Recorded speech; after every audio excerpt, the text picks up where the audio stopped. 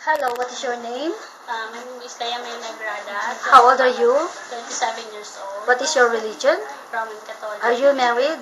Single mother. Do you have kids? 1, How old? 3 years old. Okay, so how long have you been working in Hong Kong? 3 months. Do you have any work experience in other countries? Yes, in the Philippines.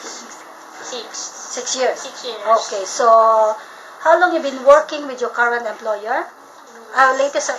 Previous employer? 3 months. Where's your employer living in? Colonton. How many square feet of your employer's 1.5 house? square feet.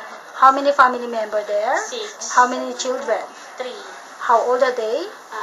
5, 6, and 11 years old. Okay, so would you please describe your daily working schedule? What time you wake up in the morning? I wake up 5:30 in the morning, prepare the food and things of the kids, and do the housing chores, then the ironing, and in the evening I cook dinner for my employer.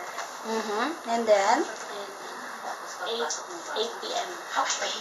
Then I time to sleep is on 10 p.m. Okay, thank you so much.